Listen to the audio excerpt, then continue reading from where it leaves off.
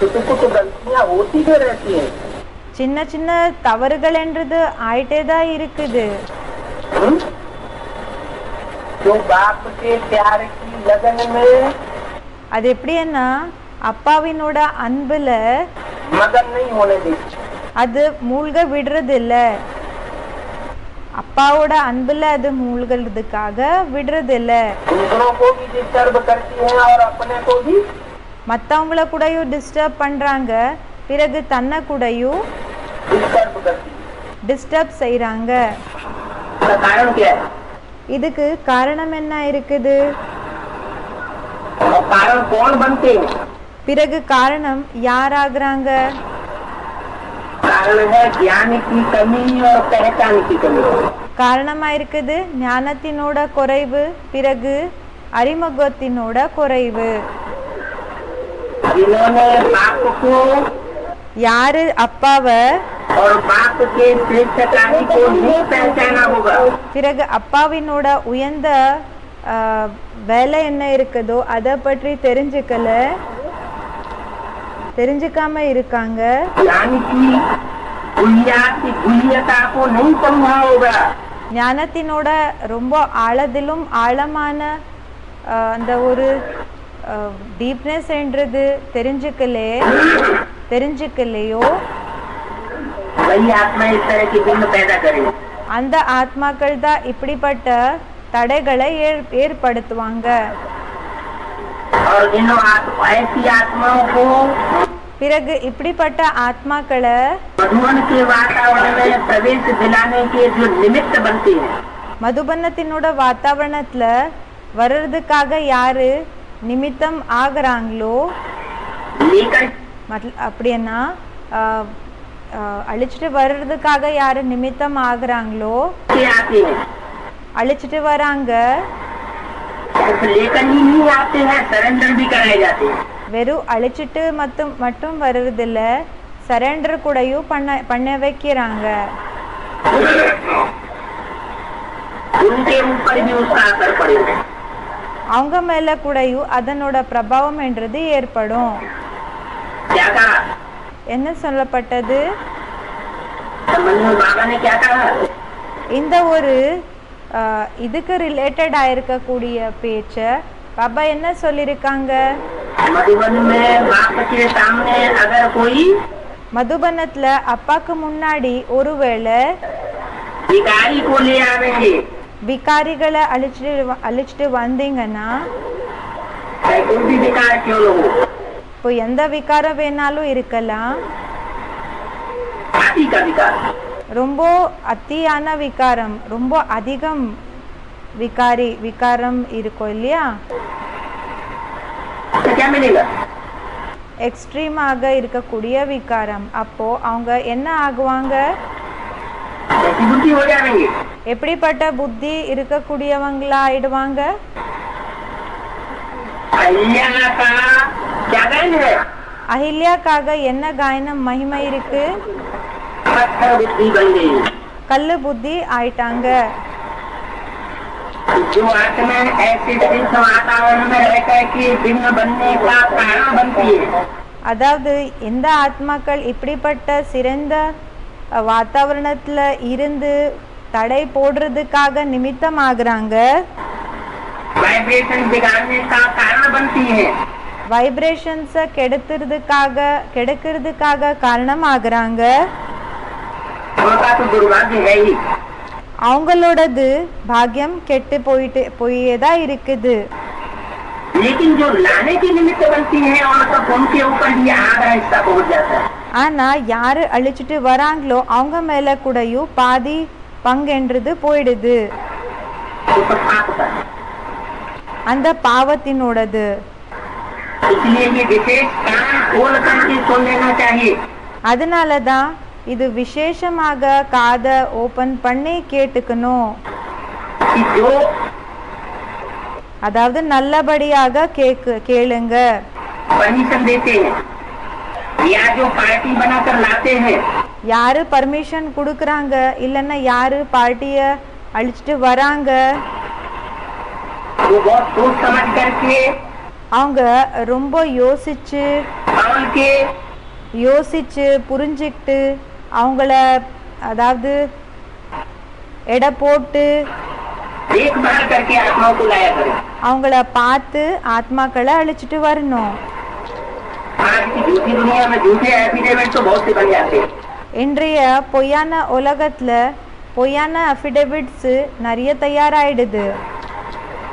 समर्पण होने के भी बन जाते हैं।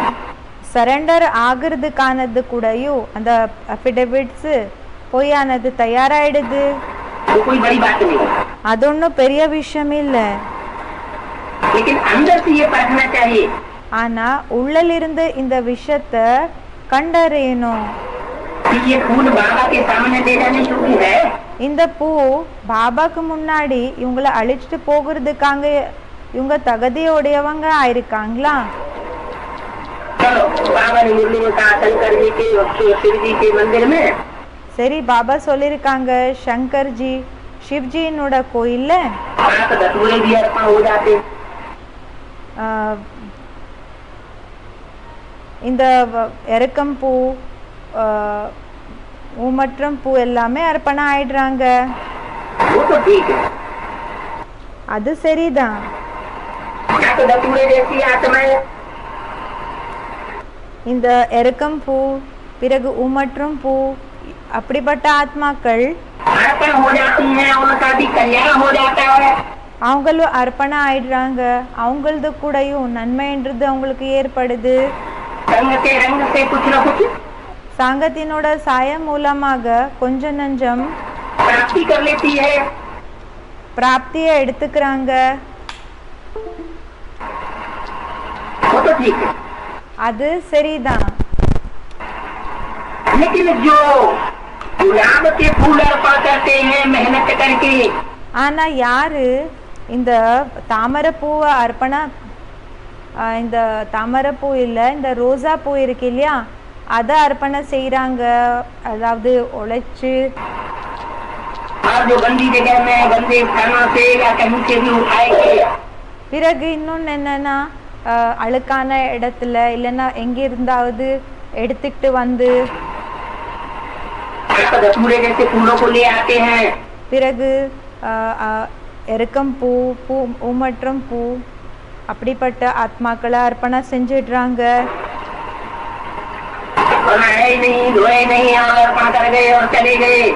அதை எப்படின்னா அதுக்கு குளிக்க வைக்கல, கழுவுல, அப்படியே வந்து அர்ப்பணம் பண்ணிட்டு போயிட்டீங்க. संख्या बढ़ा दी, எண்ணிக்கைய அதிகம் ஆக்கிட்டீங்க. दिखावा कर दिया, हमने बड़ी सेवा की। ஷோ ஆஃப் பண்ணிட்டீங்க, நாங்க ரொம்ப சேவை பண்ணோம். तो बाकी कितना ज्यादा बनेगा? அப்போ யாருக்கு பாக்கியம் அதிகம் கிடைக்கும்? बाकी ज्यादा बनेगा। गुलाब और कमल जैसे श्रेष्ठ फूलों को अर्पण करने वालों का भाग्य ज्यादा बनेगा। இப்போ ரோசா பூ தாமரைப்பூ அப்படிப்பட்ட ஆத்மாக்களை அர்ப்பணம் செய்யறாங்க இல்லையா, அவங்களோட பாக்கியம் அதிகம் ஆகுமா? ये आकर धतूरे जिनके अंदर से இல்லைன்னா எருக்கம் பூ ஊமற்றம் பூ யாருக்குள்ள बदबू निकलती है, துர்நாத்தம் என்றது வருது. क्योंकि जो अपने लौकिक जीवन में ஏன்னா யாரு தன்னோட லௌகிக வாழ்க்கையில बदबू धारण कर लेते हैं, बदबू துர்நாத்தத்தை தாரண பண்ணிக்கிறாங்க. कही जाती है बेविचार की। துர்நாத்தம்னு சொல்லி வெபிச்சாரத்துக்கு சொல்லப்படுகிறது. भ्रष्टाचार की। जब तक पूरी सफाई न हो जाए, எப்போ வரைக்கும் இது கம்ப்ளீட்டாக கிளியர் ஆகலையோ उसके वाइब्रेशन निकलते जरूर है। அந்த அதோட உள்ளுணர்வுகள் கண்டிப்பாக வெளிப்பட்டுட்டே தான் இருக்கும். तो ऐसे फूलों को, அதாவது இப்படிப்பட்ட பூக்களை क्योंकि ईश्वरीय कार्य में अर्पण होते हैं, ஏன்னா ஈஸ்வரிய வேலைக்காக அர்ப்பணம் ஆகுறாங்க. परमात्मा बाप की ओर से तो मान्यता नहीं हुई। பரமாத்மா அப்பா பக்கத்திலிருந்து அவங்களுக்கு முக்கியத்துவம் என்றது கிடைச்சது தான் இருக்கு. அதாவது ப்ரெஃபரன்ஸ் என்றது அவங்களுக்கு கொடுக்கப்பட்டிதான் இருக்குது. बाप तो आता ही है कांटों को फूल बनाने के लिए. ஏன்னா அப்பா வருதே முள்ளுகளை பூக்களாக ஆக்குறதுக்காக. तो कहते ही இந்த விஷயத்த சொல்லதான் செய்யறாங்க. गीत बनवाए हुए हैं. பாட்டை உருவாக்கி வச்சிருக்காங்க. उनसे गीत बनवाए हुए. எந்த பாட்டை உருவாக்கி வச்சிருக்காங்க? भक्ति मार्ग में हम गीत गाते रहते हैं. वो गीत बनवाए किसने? பக்தி மார்க்கத்துல என்ன பாட்டை உருவாக்க வச்சிருக்காங்களோ அந்த பாட்டை யாரு தயார் பண்ண வச்சிருக்காங்க? टचिंग किसने दी? டச்சிங் யார் கொடுத்தாங்க? टचिंग दी ना.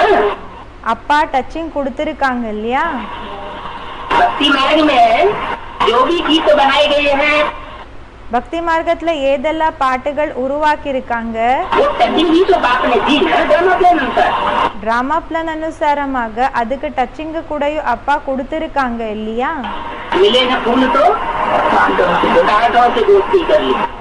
இப்போ பூக்கள் கிடைக்கலன்னா முள்ளுகள் கூட ஃப்ரெண்ட்ஷிப்பை பண்ணிக்கிட்டாங்க. चलो बाबा तो बाबा ही है. பாபா பாபா தான் இருக்காங்க. उसका तो नाम ही खुदा. அவங்களோட பேரே இருக்குது खुदा, அதாவது பகவான். कोई सहयोग नहीं देगा तो खुद ही कर लेगा. யாருமே உதவி செய்யலன்னா சுயமே பண்ணிப்பாங்க. लेकिन हम बच्चों का भाग्य किससे बनेगा? ஆனா குழந்தைகளான நம்மளோட பாக்கியம் எது மூலமாக கிடைக்கும்? हम बच्चे जितना श्रेष्ठ संकल्प करेंगे குழந்தைகளான நாம எந்த அளவுக்கு உயர்ந்த சங்கல்பங்களை செய்வோமோ, जितना श्रेष्ठ कर्म करेंगे எந்த அளவுக்கு உயர்ந்த செயல்களை செய்வோமோ, जितना श्रेष्ठ दान करेंगे எந்த அளவுக்கு உயர்ந்த தானத்தை செய்வோமோ उतना हमको श्रेष्ठता प्राप्त होगी. அந்த அளவுக்கு நமக்கு உயர்ந்த தன்மையினோட பிராப்தி கிடைக்கும். भक्ति मार्ग में कहते हैं कि दान பக்தி மார்க்கத்துல சொல்றாங்க தானம் सतो प्रधान सतो सामान्य रजो और तमो சத்தோ பிரதான் சத்தோ சாமானிய ரஜோ பிறகு தமோ 3-4 प्रकार का होता है. 3-4 விதத்துல ஆகும், ரூபத்துல ஆகுது. अर्पण करेंगे तो जैसे ही प्राप्त करेंगे जन्म जन्मांतर. உயர்ந்தது அர்ப்பணம் செஞ்சீங்கன்னா ஜென்ம ஜென்மாந்தரம் உயர்ந்தது தான் கிடைக்கும். और भ्रष्ट अर्पण करेंगे பிறகு தாழ்ந்தது அர்ப்பணம் செஞ்சீங்கன்னா तो जन्म जन्मांतर प्राप्ति भी कैसी होगी? அப்போ ஜென்ம ஜென்மாந்தரம் பிராப்தி கூடயும் எப்படிப்பட்டது ஆகும்? कैसी प्राप्ति होगी? எப்படிப்பட்ட பிராப்தி கிடைக்கும்? जैसा अर्पण करेंगे वैसी ही प्राप्ति होगी. எப்படி அர்ப்பணம் செய்வீங்களோ அப்படியே தான் பிராப்தி கிடைக்கும். कई घोर ब्राह्मण बन करके बाप तो आता है. கர்ணிகோர் பிராமண ஆகி அப்பா வந்திருக்காங்க தான். கர்ணிகோர்னா இப்போ எதெல்லாம் மீதி மிச்சம் இருக்கோ இல்லையா, அவங்களுக்கு என்ன செய்வாங்கன்னா அந்த கர்ணிகோர் பிராமணுக்கு அர்ப்பணம் செஞ்சிடுவாங்க. அதாவது பழசு எதெல்லாம் இருக்கோ இல்லையா அதெல்லாம் அவங்களுக்கு கொடுத்துருவாங்க. पुराना पुराना देते हैं. அவங்களுக்கு என்ன செய்வாங்கன்னா பழசெல்லாம் எடுத்து கொடுப்பாங்க, பழசுது கொடுத்துருவாங்க. आप पुराने को भी रिजुविनेट करके नया बनाते हैं. அப்பா பழச கூடயும் ரிஜுவினேட் பண்ணி அதை பரிவர்த்தனை பண்ணி புதுசாக்குவாங்க, ஆக்குறாங்க. आप तो सर्वशक्तिवान है. அப்பா சர்வசக்திவானா இருக்காங்க. वो तो हर हालत में अपना काम पूरा कर लेगा. அவங்க எல்லா நிலைமையிலையும் எந்த நிலைமை வந்தாலும் அவங்க தன்னோட வேலையை அவங்க கம்ப்ளீட் பண்ணிப்பாங்க, பரிபூர்ணம் ஆக்கிக்குவாங்க.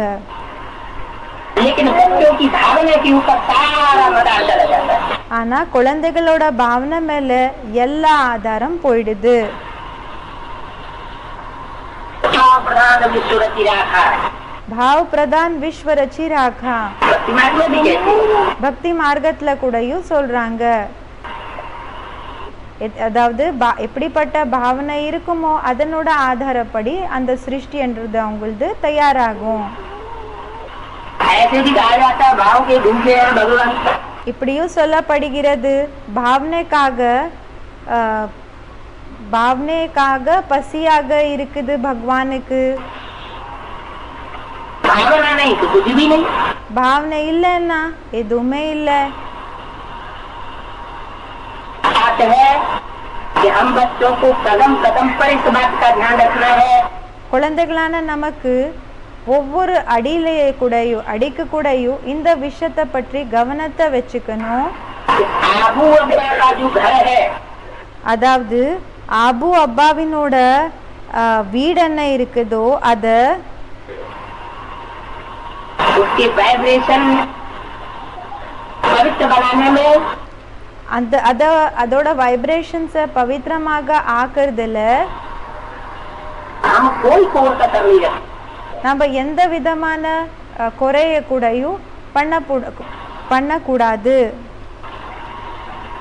नहीं तो यहाँ आकर के हम जो बैटरी चार्ज करते हैं, எந்த குறைய கூடயும் எந்த குறைய கூடயும் பண்ணக்கூடாது. இல்லைன்னா நாங்க இங்க வந்து என்ன பேட்டரியை சார்ஜ் பண்ணிக்கிறோமோ बैटरी में डिफेक्ट होने की वजह से, பேட்டரியில குறை இருக்கிற காரணத்தினால, டிஃபெக்ட் இருக்கிற காரணத்தினால बैटरी में कैसा जल डाला जाता है? பேட்டரியில எப்படிப்பட்ட தண்ணியை போடப்படுகிறது? डिस्टिल्ड वाटर डाला जाता है ना। டிஸ்டில்டு வாட்டரை போடப்படுகிறது இல்லையா? एकदम पवित्र जल डालेंगे முழுமையா பவித்திரமான தண்ணியை போட்டீங்கன்னா, பியோர் வாட்டரை போட்டீங்கன்னா तो बैटरी अच्छी चार्ज होती है। அப்போ பேட்டரி நல்லபடியாக சார்ஜ் ஆகும். तो यहाँ जल कौन सा है? அதாவது இங்க தண்ணி என்ன, எந்த தண்ணியா இருக்குது? ज्ञान। यहाँ ज्ञान जल है। இங்க ஞானத்தினோட தண்ணியா இருக்கு. ज्ञान तो बाप से डायरेक्ट आता है ஞானம் அப்பாயிடம் இருந்து டைரக்டா வருது. और बाप के ज्ञान के वाइब्रेशन के अनुकूल अगर हमने ஒருவேளை அப்பாவினோட ஞானத்தினோட வைப்ரேஷன்ஸ்க்கு அனுகூலமாக, அதுக்கு அனுசாரமாக वाइब्रेशन न फैलाए, நாம அந்த உள்ளுணர்வுகளை பரவல, और गंदे वाइब्रेशन फैलाने के निमित्त बने, பிறகு கெட்ட வைப்ரேஷன்ஸ் பரவுறதுக்காக நாங்க நிமித்தம் ஆனோம்னா तो जो याद की पावर है அப்போ அந்த நினைவினோட பவர் என்ன இருக்கு? उसका हमको फायदा होगा जितना होना चाहिए। அதனோட லாபம் கிடைக்குமா? நமக்கு எந்த அளவுக்கு ஆகணுமோ அந்த அளவுக்கு லாபம் கிடைக்குமா? नहीं होगा। ஆகாது. हमारी एकाग्रता उतनी नहीं बढ़ेगी जितनी बढ़नी चाहिए। நம்மளோட ஒரு நிலைப்படுத்துற அந்த ஸ்டேஜ் என்ன இருக்குதோ, கான்சென்ட்ரேஷன் பவர், அது அந்த அளவுக்கு வளராது. எந்த அளவுக்கு ஆகணுமோ அந்த அளவுக்கு ஆகாது. और याद उतनी सहज नहीं होगी பிறகு நினைவு அந்த அளவுக்கு சகஜமாகாது. जितनी होनी चाहिए। எந்த அளவுக்கு ஆகணுமோ அந்த அளவுக்கு ஆகாது. सारा मदार है हमारी याद की यात्रा पर। எல்லா ஆதாரம் நம்மளோட நினைவினோட